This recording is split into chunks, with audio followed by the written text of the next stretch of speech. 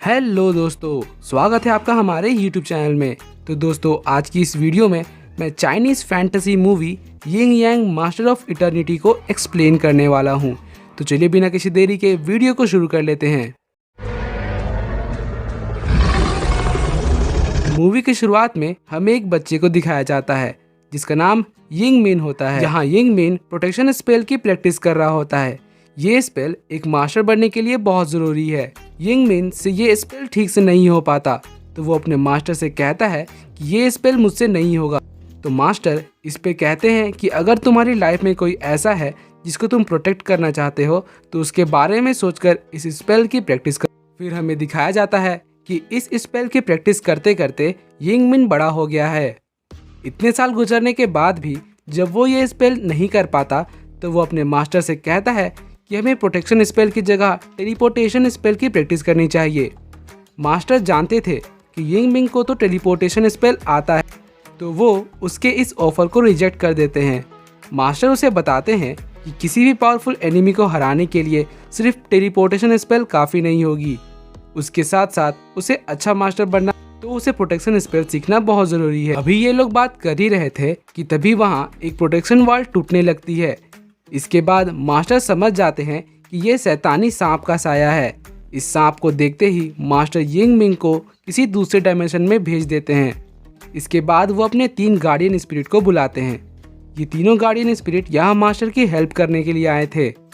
उनमें से 2 guardian spirit protection wall को बचाने की कोशिश करते हैं और एक गार्डियन स्पिरिट मास्टर को गार्ड करता है। लेकिन इन तीनों गार्डियन स्पिरिट के हेल्प का कोई फायदा नहीं होता और प्रोटेक्टिव वॉल टूट जाती है।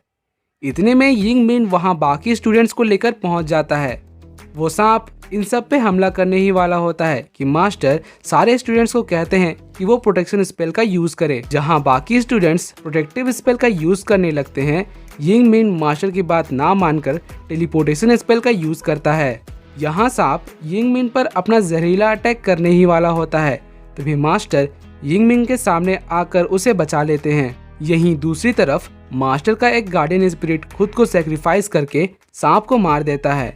अब यिंग मिन अपने मास्टर की इस हालात को देखकर बहुत परेशान और दुखी हो जाता है कि उसकी वजह से उसके मास्टर के पूरे बॉडी में जहर फैल रहा है। मास्टर मरने से पहले यिंग मिन को सांप की कहानी बताते हैं कि किस तरह 300 साल पहले इंसानों के ही लालच की वजह से ये सांप जन्म लेता है। इस सांप को कैद करने के लिए 4 मास्टर सामने आए थे जो मिलकर इस सांप को इंपीरियल सिटी में कैद करते हैं, जो कि अब भी इंपीरियल सिटी की रानी की बॉडी में कैद है, जिसकी प्रोटेक्शन 4 स्टोन गार्डियंस कर रहे हैं। वो फिलहाल स्टेच्यू की शक्ल में सोए हुए हैं और जब भी वो सांप यहाँ से निकलने की कोशिश करेगा तब 4 मास्टर्स को जाकर इन 4 स्टैच्यूज को जगाना होगा। वहाँ दूसरी तरफ दिखाते हैं कि इंपीरियल सिटी की क्वीन अब बहुत ज़्यादा ही परेशान हो गई हैं, क्योंकि उसको पता चल गया है कि शैतानी सांप जाग चुका है। अब यिंग मिन इंपीरियल सिटी में आ गया है। यहाँ उसे गेट पर एक आदमी बांसुरी बजाते हुए दिखाई देता है, जो कि एक मास्टर है और उसका नाम बुया है। तभी उनको एक मेलोडी की आवाज़ आती है जिसका ये दोनों पीछा करने लगते हैं। बहुत देर पीछा करने के बाद उन्हें पता चलता है कि ये मेलोडी एक डीमन यानी कि शैतान बजा रहा है। बुया उसे कहता है कि तुम्हारी हिम्मत कैसे हुई ये म्यूजिकल इंस्ट्रूमेंट चुराने की, ये हमारे राजा की है। यहाँ ये डीमन उनको बताता है कि जब उसकी दोस्त जिंदा थी तो वो महल में गाना गाया करती थी और वो अक्सर इसी धुन को बजाती थी। मुझे बस उसकी याद में ये धुन सुननी थी। बुया को शैतानों से सख्त नफरत थी। यहाँ पर वो शैतान को मारने ही वाला होता है कि यिंग मिन उसे बचा लेता है। यहाँ यिंग मिन बुया को बताता है कि ये एक डीमन तो ज़रूर है, पर इतना भी बुरा नहीं कि तुम उसको मार दो। बुया यिंग मिन से कहता है कि ये एक शैतान है और बहुत बुरा है, इसको अच्छाई और प्यार के बारे में क्या पता। यिंग मिन कहता है कि क्यों नहीं, इसको क्यों नहीं पता होगा। इन्हीं बातों की वजह से यिंग मिन और बुया में लड़ाई हो जाती है। लड़ाई में यिंग मिन उसे हरा देता है, जिसके बाद बुया वहाँ से चला जाता है। बेसिकली बुया को इंपीरियल सिटी में उसी सांप से लड़ने के लिए बुलाया गया था, क्योंकि वो उन 4 मास्टर्स में से एक था। लेकिन इस बारे में न यिंग मिन को पता होता है और ना ही बुया को। इसके बाद वो डीमन यिंग मिन से कहता है कि मास्टर जी आप मुझे अपना गुलाम बना ले। तो यिंग मिन उस डीमन को अपना गार्डियन स्पिरिट बना लेता है और उसका नाम किलिंग स्टोन रख देता है। अब नेक्स्ट सीन में हमें क्वीन का महल दिखाया जाता है, जहाँ पर 3 मास्टर्स जमा हो चुके हैं, यिंग मिन, बुया और योंग ही। सिर्फ चौथे मास्टर हांगरू यहाँ पर नहीं थे। और यहाँ पे यिंग मिन और बुया को पता चलता है कि ये दोनों ही मास्टर्स हैं। यहाँ पर यिंग मिन की महल के प्रीस्ट से मुलाकात होती है, जो कि वहाँ की रानी का बॉडीगार्ड भी है। ये प्रीस्ट उनको बताता है कि कल गार्डियन एंजल्स को जगाने के लिए रिचुअल किया जाएगा और ये लोग आज आराम करने के लिए जल्दी सो जाएं। यहाँ यिंग मिन देखता है कि उस प्रीस्ट की शक्ल उसके मास्टर से बहुत ज़्यादा मिलती है। अगले सीन में दिखाया जाता है कि सुबह इन सब मास्टर्स की मुलाकात प्रिंसेस से होती है और इनको पता चलता है कि सफ़र के दौरान चौथे मास्टर हांगरू को किसी ने मार दिया है और अब सब लोग इस बात को डिस्कस करने के लिए रानी के पास जाते हैं। यहाँ की रानी हमेशा पर्दे के पीछे रहती है और सिर्फ पर्दे के पीछे से ही ऑर्डर देती है।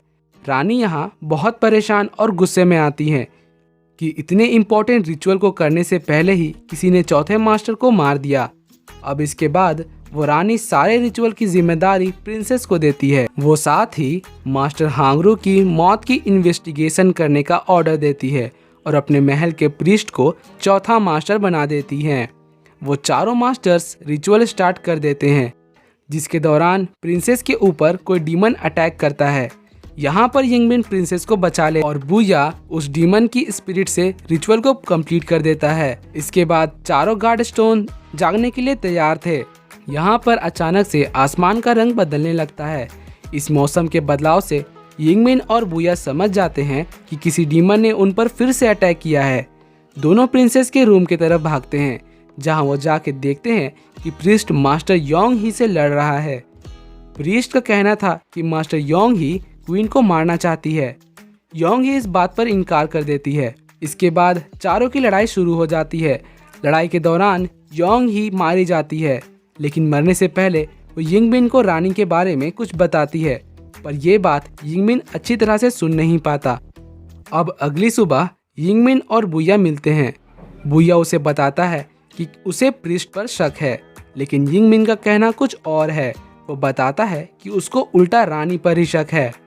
यहाँ ये दोनों एक दूसरे के अगेंस्ट होकर ही अपनी अपनी इन्वेस्टिगेशन शुरू कर देते हैं।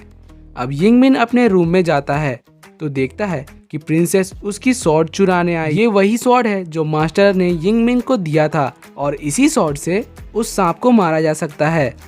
यहाँ यिंग मिन प्रिंसेस से पूछता है कि वो उसकी स्वॉर्ड क्यों चुरा रही है, बट इससे पहले कि प्रिंसेस उसे कुछ बताती, वहाँ एक हेयर डीमन आकर प्रिंसेस पर हमला कर देती है। यहाँ वो हेयर डीमन यिंग मिन को बताती है कि वो इस बात के लिए 60 साल से वेट कर रही है और उसी के पास से यिंग मिन को रानी की तस्वीर मिलती है, जिसमें वो बिल्कुल प्रिंसेस की तरह दिख रही थी। इसको देख के यिंग मिन सारी बात समझ जाता है और इसके बाद बुया के पास जाता है ये सब उसे बताने के लिए। यहाँ बुया प्रीस्ट के पास पहुंचा होता है उससे इन्वेस्टिगेशन करने के लिए। यहाँ यिंग मिन देखता है कि बुया जमीन पर गिरा हुआ है और वहाँ से प्रीस्ट भाग चुका है। यहाँ यिंग मिन बुया को उठाता है। ये दोनों महल से बाहर जाते हैं। वहाँ पर उन्हें प्रिंसेस और प्रीस्ट दोनों मिलते हैं। बुया प्रिंसेस से पूछता है कि उसने और प्रीस्ट ने रानी को धोखा क्यों दिया। यहाँ पर यिंग मिन उसे बताता है ये प्रिंसेस नहीं बल्कि रानी ही है, यानी कि प्रिंसेस ही रानी है और रानी ही प्रिंसेस है। और जिसको उन्होंने पर्दे के पीछे देखा था वो तो सिर्फ रानी का एक स्टैचू था जिसको प्रीस्ट कंट्रोल कर रहा था। आखिर ये सब चल क्या रहा है? तो बात दरअसल ये है कि जब उस सांप ने इंपीरियल सिटी पर हमला किया था तो उन 4 मास्टर्स ने उसे हरा दिया था, जिसके बाद रानी यानी कि प्रिंसेस यांग पिंग ने उस सांप को अपनी बॉडी में कैद कर लिया था, जिसके बाद वो इमॉर्टल हो गई और उसके बाद से उनकी उम्र नहीं बढ़ी। अब रानी को उस सांप को अपने अंदर कैद करने के लिए खुद को भी इंपीरियल सिटी में कैद करना था और वो कभी भी अपने महल से बाहर नहीं जा सकती थी। अब इतने सालों से महल में रह रहकर प्रिंसेस को नाउम्मीदी सी होने लगी थी और वो बहुत ही ज़्यादा उदास हो गई थी। उसके बाद महल में आते हैं यांग मिंग के मास्टर, जिनके आने से प्रिंसेस का दिल बहल गया, पर वो वहाँ हमेशा के लिए नहीं रह सकते थे और उनको वहाँ से जाना पड़ता है। लेकिन प्रिंसेस उदास ना हो इसलिए मास्टर उनको एक गार्डियन एंजल देते हैं जो कि बिल्कुल उनके जैसा दिखता है, और वो गार्डियन एंजल कोई और नहीं बल्कि वो प्रीस्ट ही था। अब प्रिंसेस को तो यही लगता था कि प्रीस्ट वही मास्टर है, पर वो कोई और नहीं बल्कि गार्डियन एंजल ही है। अब कुछ साल बाद प्रीस्ट प्रिंसेस से कहता है कि वो इमॉर्टल होना चाहता है, और क्योंकि प्रीस्ट बिल्कुल मास्टर जैसा दिखता है, प्रिंसेस उसकी बात मान लेती है। लेकिन इसके लिए उसे सांप को अपनी बॉडी से निकालना होगा, जिससे प्रिंसेस ने इतने सालों से अपने बॉडी में कैद कर रखा था। इसके बाद प्रीस्ट को उस सांप को अपने बॉडी में कैद करना होगा, जिससे वो इमॉर्टल हो जाएगा। ये बात सुनने के बाद यिंग मिन और बुया प्रीस्ट के ऊपर हमला कर देते हैं। यहाँ प्रीस्ट उन पर टेलीपोर्टेशन स्पेल यूज करता है, बट जैसा कि हमें पता है यिंग मिन की टेलीपोर्टेशन स्पेल बहुत स्ट्रॉन्ग है, वो प्रीस्ट के स्पेल से बच जाता है। दूसरी तरफ हमें दिखाते हैं कि प्रिंसेस की बॉडी में बहुत पेन स्टार्ट हो जाता है, जिसका मतलब ये है कि वो सांप उनकी बॉडी से निकलने वाला है। अब सांप के निकलते ही प्रिंसेस मॉर्टल हो जाती हैं।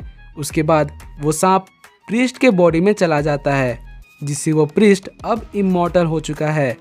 देखते ही देखते प्रीस्ट एक बड़े से जहरीले सांप में बदल जाता है और अब वो इंपीरियल सिटी को तबाह करने लगता है। इसके साथ ही वो चारों गार्डियन स्टोन एक्टिवेट हो गए हैं, जिसके बाद वो पूरी इंपीरियल सिटी के बाहर एक प्रोटेक्टिव लेयर बनाने लगे हैं ताकि वो सांप वहाँ से बाहर ना निकल सके। पर यहाँ पे एक गार्डियन स्टोन एक्टिवेट नहीं होता, जो कि एक बर्ड है। ये बर्ड इसलिए एक्टिवेट नहीं हुआ था क्योंकि रिचुअल करने के दौरान वो प्रीस्ट ने उसे नहीं जगाया था। अब इसके बाद यिंग मिन अपने 3 गार्डियन स्पिरिट्स को बुलाता है ताकि वो उनकी मदद कर सके। अब इनमें से एक गार्डियन स्पिरिट तो यिंग मिन के सामने एक प्रोटेक्टिव वॉल बनाता है ताकि यिंग मिन को कुछ ना हो, और बाकी 2 उस सांप से लड़ने लगते हैं। अब यहाँ पर हमें बहुत ही ज़्यादा हेवी फाइट देखने को मिलती है। जब सिचुएशन आउट ऑफ कंट्रोल होने लगती है तो यहाँ पर प्रीस्ट खुद सामने आता है ताकि वो खुद लड़ सके। यहाँ पर प्रीस्ट उन गार्डियन स्पिरिट्स को मार देता है। यहाँ पर बुया को डर होता है कि कहीं ये सांप इंपीरियल सिटी से बाहर ना निकल जाए। यहाँ पर दिखाते हैं कि वो प्रोटेक्टिव वॉल कंप्लीट हो चुकी है, जिसने पूरे इंपीरियल सिटी को कवर कर लिया है। यहाँ पर बुया किसी न किसी तरीके से अपने ब्लड से उस स्टैच्यू को जगा देता है और अब वो खुद वो बर्ड बन चुका है। जिसके बाद वो प्रीस्ट के पास जाता है, उससे लड़ता है। अब यहाँ पर इन दोनों के बीच जबरदस्त लड़ाई होती है। दूसरी तरफ यिंग मिन प्रिंसेस के पास जाता है और उसको सब कुछ सच सच बता देता है कि ये वो मास्टर नहीं जो कि आप सोच रही हैं, वो प्रीस्ट सिर्फ एक गार्डियन एंजल है। इसके बाद यिंग मिन अपने पावर्स से आखिरी बार प्रिंसेस को मास्टर से मिलवाता है। यहाँ वो मास्टर प्रिंसेस को सब कुछ सच सच बताता है और बताता है कि कैसे उसने गलत किया, और साथ ही वो एशेस में बदल जाता है, जिससे वो प्रिंसेस समझ जाती है कि अब वो मास्टर इस दुनिया में नहीं रहे। इसके बाद यिंग मिन और प्रिंसेस दोबारा इंपीरियल सिटी में आ जाते हैं। यहाँ पर अभी भी बुया और प्रीस्ट की लड़ाई चल ही रही थी। यहाँ यिंग मिन बुया को बताता है कि ये सांप सिर्फ उसकी स्वॉर्ड से मारा जा सकता है जो उसके मास्टर ने उसको दिया था। यहाँ बुया उस स्वॉर्ड को निकालता है, लेकिन इससे पहले कि उस प्रीस्ट को मारता, प्रीस्ट बुया के हाथ से वो स्वॉर्ड गिरा देता है। अब ये तलवार प्रिंसेस उठा लेती है और उस प्रीस्ट को धमकी देती है कि अगर उसने सब कुछ बंद ना किया तो वो खुद को मार देगी। इसके साथ ही वो स्वॉर्ड से अपना गला काट देती है और खुद को मार देती है। ये देखकर प्रीस्ट बहुत ज़्यादा दुखी हो जाता है क्योंकि वो काफ़ी सालों से प्रिंसेस के साथ था और ये दोनों बहुत क्लोज हो चुके थे। अब इस बात का फ़ायदा उठाते हुए बुया प्रीस्ट पर हमला करता है। यहाँ पर सांप और प्रीस्ट दोनों मर जाते हैं और इस तरह से प्रोटेक्शन वॉल ख़त्म होने लगती है, और इसके साथ ही यहाँ पर ये मूवी एंड हो जाती है। अगर आपको ये मूवी अच्छी लगी तो जाने से पहले वीडियो पर लाइक कमेंट जरूर कर दीजिएगा, और ऐसी वीडियो और देखनी है तो चैनल को सब्सक्राइब करके बेल दबा दीजिएगा। तो मिलते हैं आपसे अगले ऐसी किसी नए इंटरेस्टिंग वीडियो में। तब तक के लिए bye bye, be happy, be safe and thanks for watching.